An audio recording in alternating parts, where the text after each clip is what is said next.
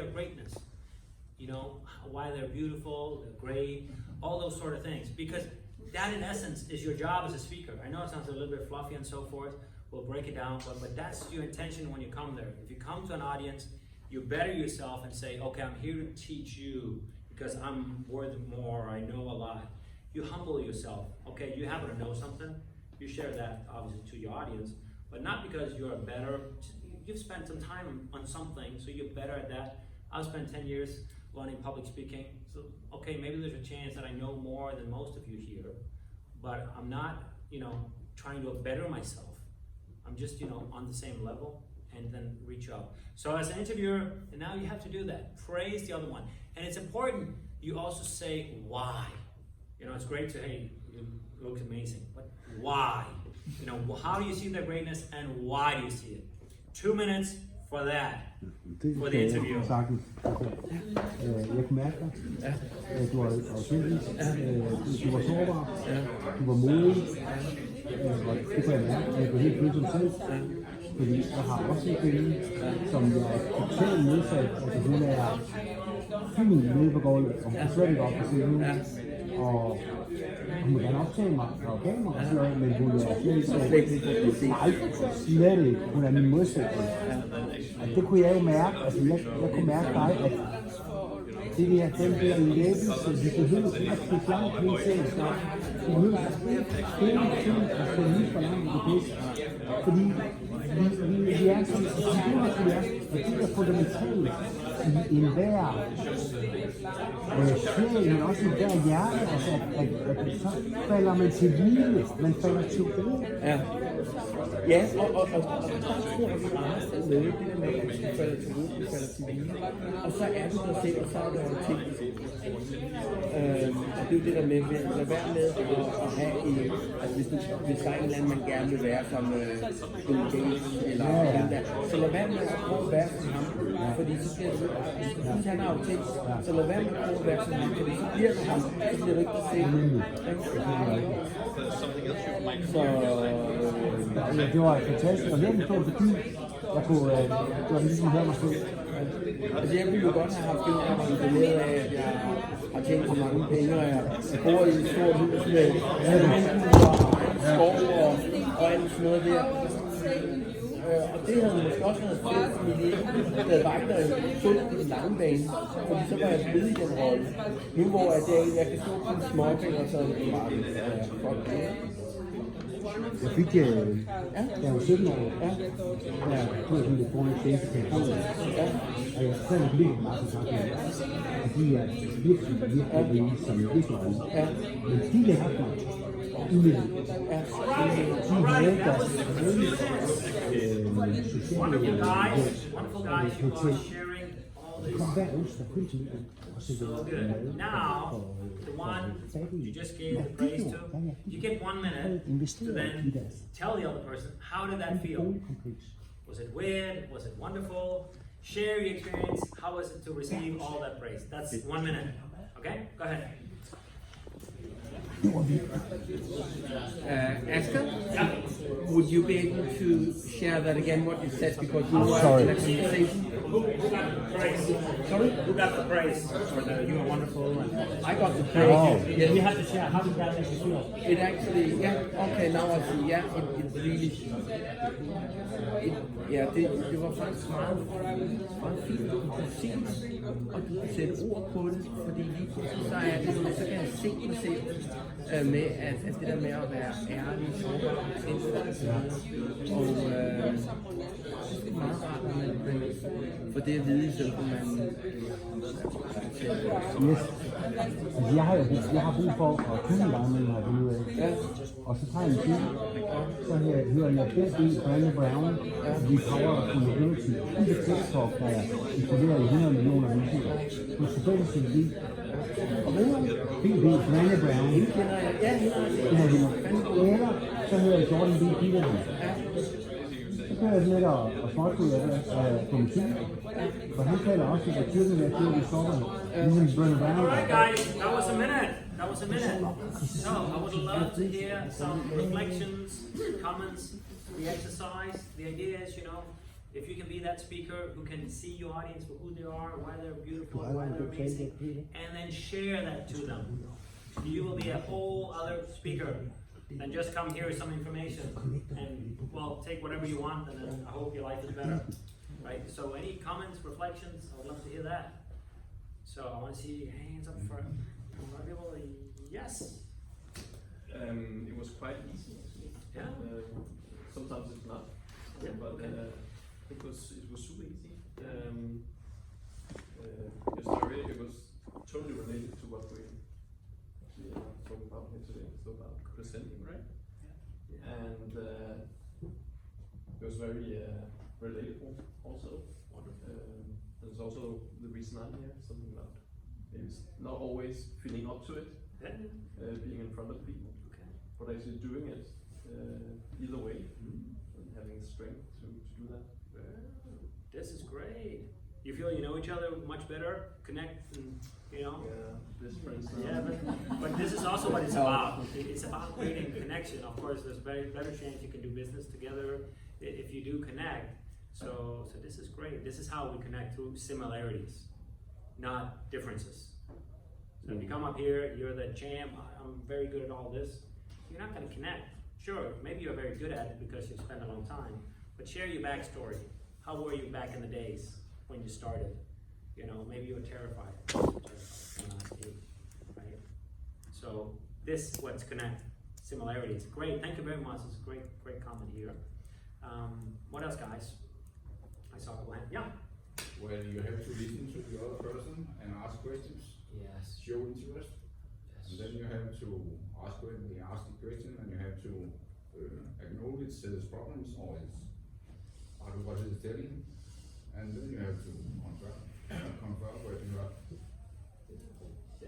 That's all. So you're saying something, you have to be kind of the psychologist, figuring out what their problems is. It's a big job before you start speaking. So yeah. Be a people's person, understand what their challenges are. So often it's not do this kind of thing, it's often not the information.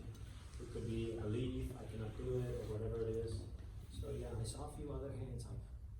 And then we'll move on. A couple hands. You had a hand up, is that right? Yeah. Well, there's a structured process where you need to be like a neutral observer to the story about the meeting, what happened before or during. Try not to judge. Sure. And then try to, like, when you give the praise, be like focused on the positive side of the story. And, yeah, that's like what. Yeah, focus on the positive. If you go into an audience, I'm sorry, we couldn't hear what he said. Can you repeat what he said? maybe you want. Could you share it to everybody else? Yeah. It's very good. Yeah, I was saying, like, first you need to be neutral. When you need to be neutral when you observe, when you hear, when you listen to the story about what happened before and during the transformation, and then try not to judge. When you acknowledge what is there, and then try to focus on the positive aspects of the story and give the praise that it's worth it. Yeah, it's a good point. You know, come without the judgment and see their greatness. So if you haven't talked to an audience where you think, oh, I really don't like them, you know, you have a big job to do. Maybe you need to go down and ask the manager in that department, what have they done that's amazing? They're always criticizing us. Or, oh, I have to give a speech for this guy who's been 25 years in the company. He's always mad and never nice, but I was asked to do this. You have to figure out something you like about the guy. Maybe you find a story, oh, he did that one time, or all the people that come here just stay 6 months of internship. He really cares for them. Did you know that? Oh, I didn't. Oh, he's that kind of guy? He always seems like this grumpy guy. So finding their beauty, that is the essence, and then you'll have a whole other level. Great. Yeah, come in. It will never be afraid that the audience or some in the audience know more about the topic. Of course, that could be the case. There could be people here today that know more than me. Of course. But how do you handle that? Okay, how you handle that is you share your truth. I've come here today with my knowledge, with my stories. That doesn't mean this is the truth. It doesn't mean it's right. I mean, you could come and say, Asger, this is wrong, and come up here and share them, like, and if it was more better, like, okay. So, you know, the only thing you can do is, About your the only, knowledge or. yeah, the only thing you can share is your truth. But hopefully you've thought about it before you came up and you thought, there's a pretty good chance that it's valuable for them. If you don't have that feeling, maybe you shouldn't do the talk. If you don't feel there's a good chance that they can eat it. And the fact is also, so let's say you're here, and let's just say you happen to be better than me, you know a lot more, right? But I can still be helping someone down here maybe. Wouldn't that be worth it? If I help just one person maybe? A lot. So I think just, help as much as you can. If people can use it, great. If not, then there's nothing you can do about it. And this is the life, right? And if they don't want to be there, you can just leave. I mean, I'm not saying it in a bad way. Yeah, son, do you have a comment? Sorry, not to rephrase your question, but your question was, how is it you would handle somebody if you talk about a topic and they appear to know much more about the topic? Then your question was, how do I handle that? Is that? Okay, I didn't really answer that in the question. And if I may comment, because I'm sometimes in that situation where I speak to people, or earlier I was in this situation, I'm quite old though, but in the past I was in that situation, and actually I sort of, the reason they do that is usually because they have a chip on their shoulder or they have to get rid of something. And then it's like, I start interviewing them, oh, interesting, so you do this and that, and then I make them feel important, and say, okay, and I share their knowledge with everybody else, so I sort of let them know that they're important and they contribute, and then I sort of make friends with them, because if I start sort of trying to deny or close it out, then there would be a sort of a bad communication. So if I sort of use their knowledge and share it and thank them for sharing the knowledge with us, they feel good and they're sort of disarmed for the rest of the session. That's at least, I'm in the drilling businesses. Even if you're not agree with them. So Yeah. So, and then you just you take it as observation, and, oh, very interesting. I appreciate so much that you share that with us, and that makes them feel good and they calm down a bit, Yeah. So you gotta know this is very good, so I totally agree with you. If you, that's one of the reasons why you often want to come early, check out the room, who's the negative person, sometimes you can identify who that is and give them lots of attention and praise. And if that does the job, you can of course always shut them down in a nice way, but this is almost never necessary. You can say, this is great advice. If you want to know more about this, please go talk to, I think it sounds very interesting. I'll continue on because we have a large program. This would be the nice way to kind of shut it down. But otherwise, do like Sean, give them lots of praise and attention. This is usually a man thing, and here, oh, why are you not listening to me? I should be up here, in the jam. So, give them that and move on and help them. This is why you're there, right? So, yeah. Great. Wonderful. Let's go on to the next part because it's been a little bit of an exercise in listening and to see who they were. Let's make it a little bit more tangible because sometimes you don't have an audience where you can go and interview them and ask them. And for that, I've developed what I call the speech compass. In the middle is transformation. It's all about making a change. So this is just a set of questions. You get to do this exercise in a little bit. So I'll walk you through the kind of big picture thing and this speech compass, how you get to know your audience. So you want to ask these questions whenever you have a talk. The first thing you want to ask is how much does the audience know? Like the north is what's their current knowledge? Like one time I was working in a company and I remember I had to make a presentation with another guy and then he was making these abbreviations and I said, I don't think the audience know them. This is a little bit technical jargon. And he said, do you want to be understood or seem smart? And I said, well, I want to be understood. But he was more like, I want to seem smart. So, okay, then we can discuss whatever you want to do. But I think you have to know how much they know and then go a little bit below that. Rather make it a little bit simpler than too abstract. You want to give them the big picture. So know where they're at, know what their information is, and simplify. So most people will understand it. And then you also have to think about who are you talking to in the room. Maybe you're not talking to the entire room. When I did my PhD presentation, my mom and dad came. Was I doing a presentation for them? Of course not. I was doing a presentation for 3 people. Only 3. That's 3 people that sat right there. I cared nothing else what the others thought. So then I could just tailor everything for them. Now, usually it's not that, concrete who you're talking to, but maybe there's a decision maker you need to, think about. Let's say you want an investment for a company. You can, give that person a little bit more towards that. So think about who you're talking to. This is the basic. Now, the second part is, you probably thought about this before, but the second part a lot of people forget is the emotional part. Where are people at emotionally? Do you come in a room where they're completely stressed, and now you have to present a new strategy to the company and say, oh, here are the 20 things you need to do.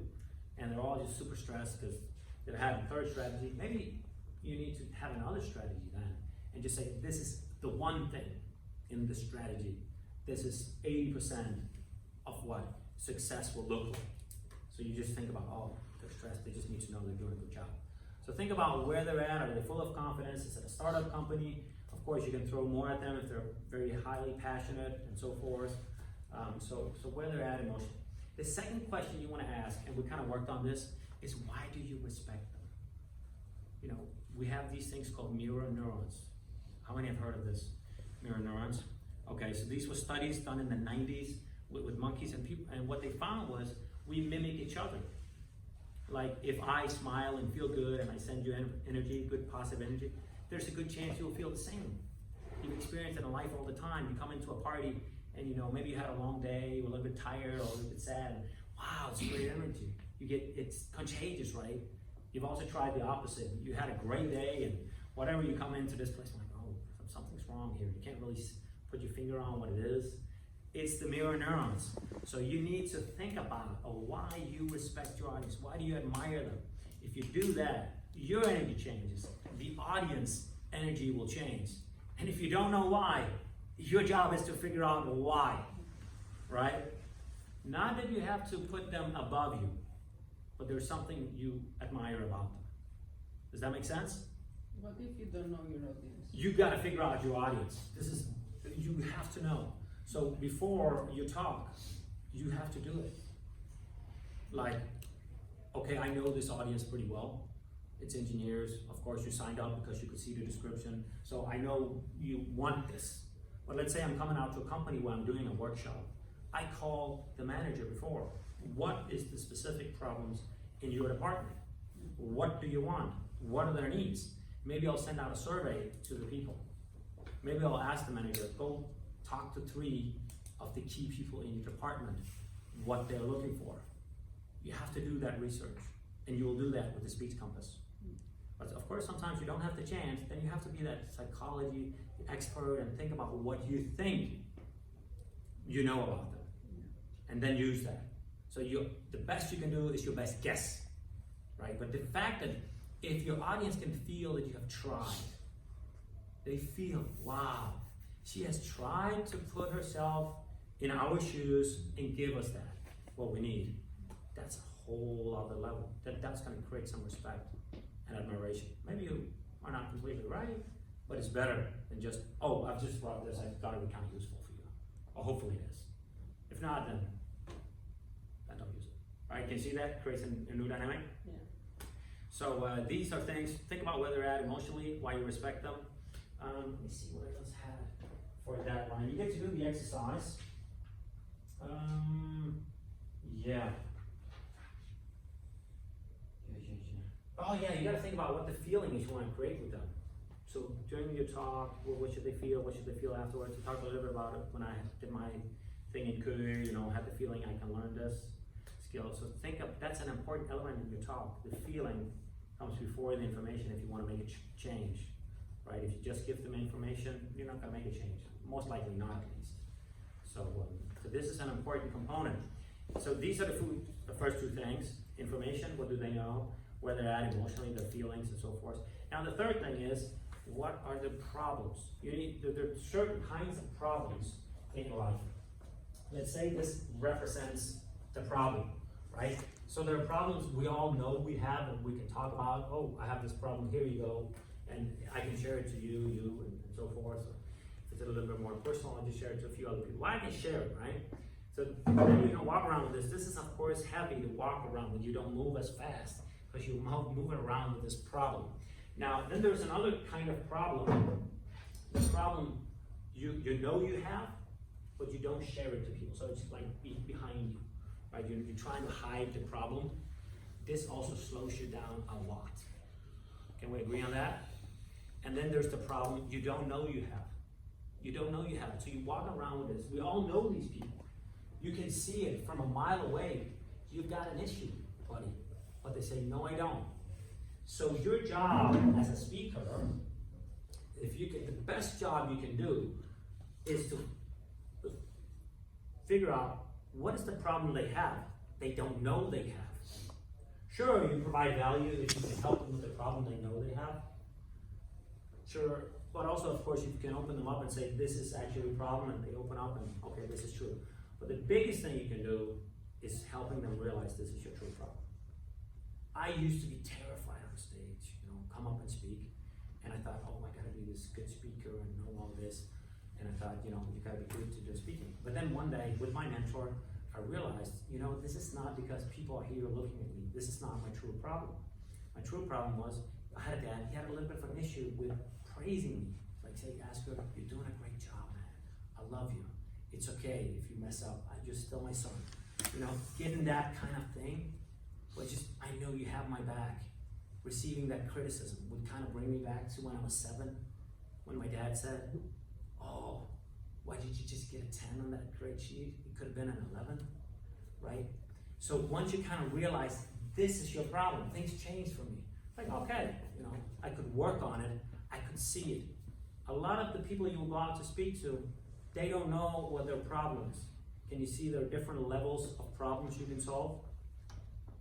Problem they know they have, the problem they probably maybe won't share they have, then you open them up, you have a good talk, and then you really make them see this is your truth. This is where the big buck lies. You can make a lot of money, and as a consultant, getting the service that way.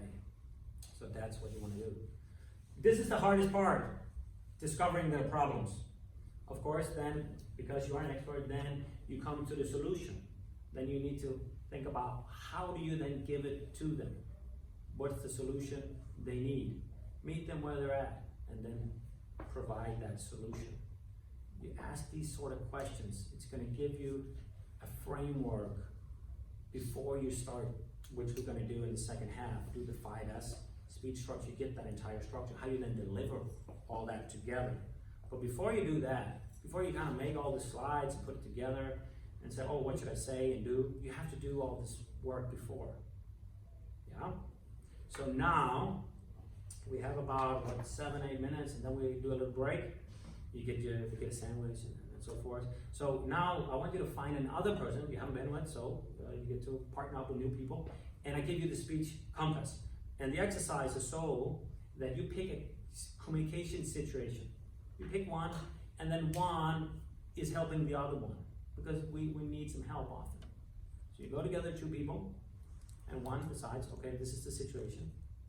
And then you go through these questions, right? Does that make sense? Please raise your hand if that makes sense. Makes sense? Okay, for who did I not explain it well enough? That's okay. Okay, awesome, wonderful. You're honest with me, I love it. So, here, this is the speech compass. So, let's say Yusan, maybe you hook up with Luisa, and, or not hook, that's a bad word. Sorry, you partner up and do this.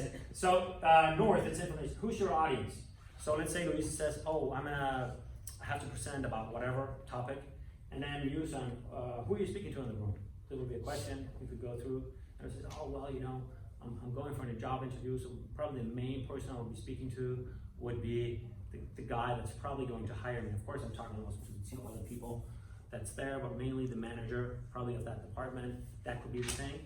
And then, okay, what are their feelings? Who is the audience from an emotional perspective? They're probably curious, excited, but you also have to know the company a little bit. Do you do the work? Are they stressed? Are they, how's their economy and so forth? What's the culture?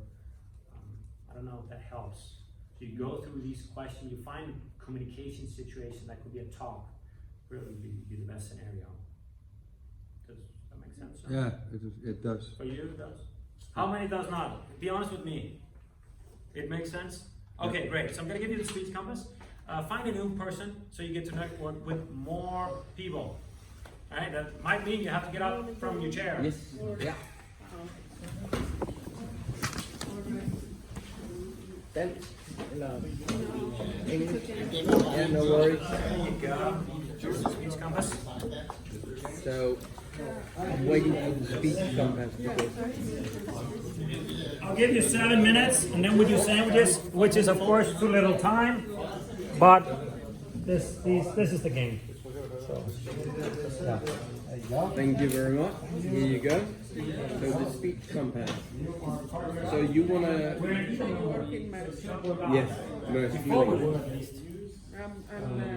Is the editing. Oh, Doing my okay. PhD. So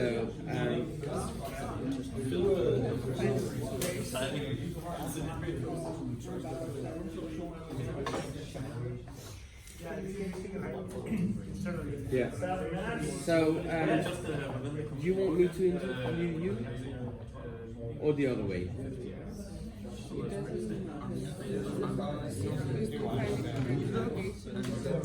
I'll interview you. So who are your audience? Yeah. Engineers. Yeah. So what is it you are interviewing them about, or what is it you're doing? Explaining them. And within what area? Microbiology. Okay. What sort of what are they? Age-wise and gender? Age-wise can be can be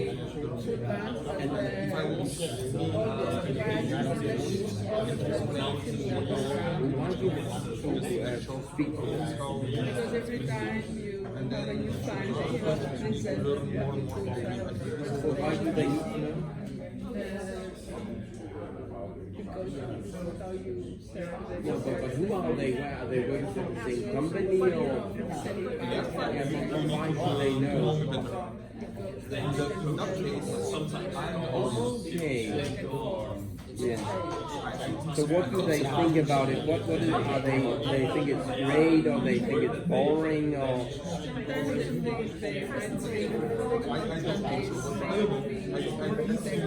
Yeah. So the audience usually can be diverse. It can be that some people have more knowledge than some people. I see. It's always something like you give a talk, and then you have to explain about they ask you, so you have to think more. This is the Yeah, reason. I see. There are people that they ask questions and you really understand So, what should the feelings be after the speech? Is that they should say, this is great, this is what? When I was there, I Yeah.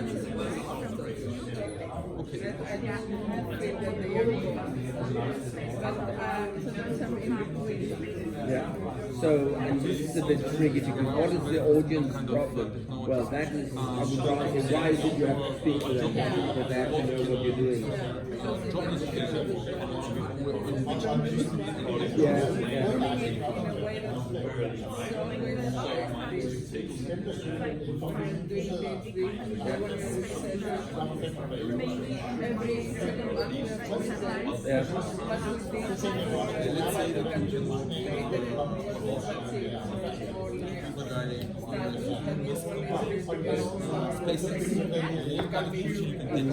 Have you tried anything that works with audience where they listen very carefully and really they respond to you in a positive way? Yes, what I have done twice, but it's because of how I am was in the presentation. Like sometimes some people Yeah. and then they laugh, and then they're more relaxed. Exactly. And they listen. Exactly. So sometimes I feel like maybe the thing is boring. And then Okay. Yeah, so you open them up.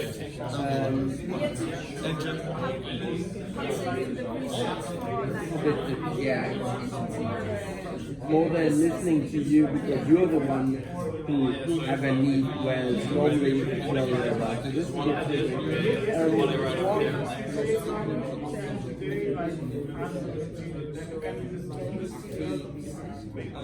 yeah,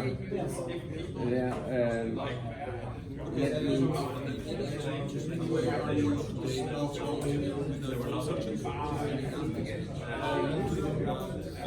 These questions are what we use to make before we so to speak.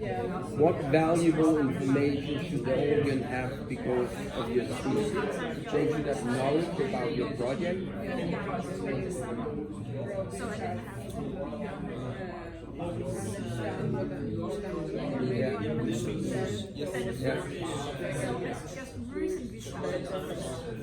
Because I lost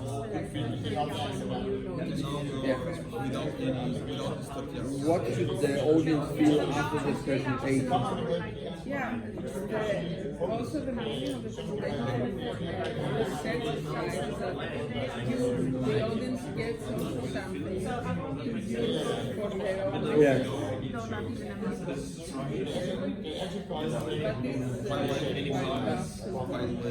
What problems does the audience realize they have because of your speech? I would rather say what is it that the audience realize that your speech can solve? What is it that when you have spoken to them, what is it that they see? This is a great thing. What is that? What is why is that what you're doing is great? What problem are you solving? When you speak to me as an audience, as an engineer, what is it that I know afterwards? That, oh, that's what she's doing. But what is it? Yes. Okay. So what I would like to do is that Yeah.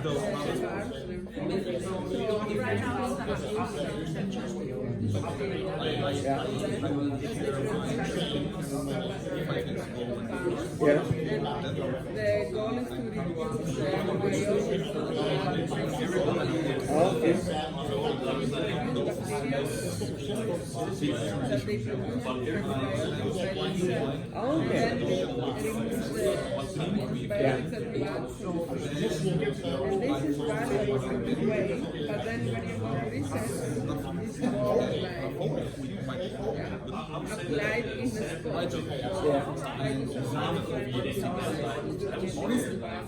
I don't want I give them a bit more some of them, because I cannot give you all of them of what they can do. For example, for other people maybe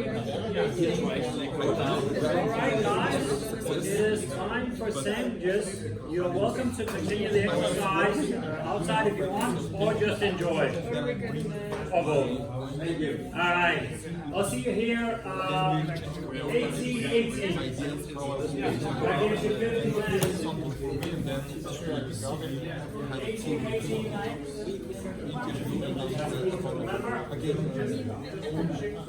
As you say, you cannot be sure it was because of it, but it wasn't. But it's like it shows how involved it is.